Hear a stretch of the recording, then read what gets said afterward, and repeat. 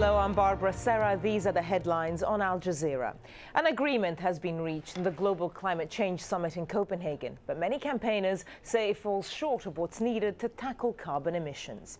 The UN is calling it an essential beginning, but it's not yet a legally binding document.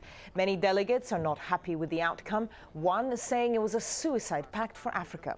Al Jazeera's Alan Fisher reports from Copenhagen. Realistically, this is a step forward. What has been agreed here by some will be introduced in the next few weeks, and those countries believe it will make a difference. But there is a sense of frustration and anger because a summit which promised so much has delivered so little. US President Obama returned home from the Copenhagen talks to a capital covered in snow. The storm started in Florida, causing massive flooding and knocking out power. But as it moved north, parts of the central east coast were blanketed in snow. Airlines have cancelled flights, and there are ongoing warnings of blizzards.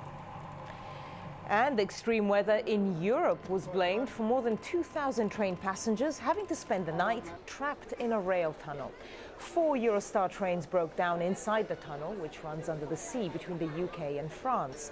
The journey, which normally takes 2.5 hours, took more than 15. Some passengers suffered from fainting and panic attacks. Andrew Potter has more now from London. Eurostar points out that this is the first time such a stoppage has happened during 15 years of operation. But that's cold comfort not only for those stuck on the train, but for the thousands of passengers now facing cancellation in the run-up to the busy Christmas holiday period. Iran is denying claims its troops crossed the border into Iraq and took control of an oil well in the Faqqa oil field. Iraq is calling it an act which violates the country's sovereignty, but Tehran says the claims are baseless and a propaganda act to strain relations between the two countries. Well, don't forget that you can watch Al Jazeera online. Do go to our website, aljazeera.net/English, and click on the Watch Now icon. Well, these are the headlines on Al Jazeera, and that's all from me, Barbara Serra. Bye-bye.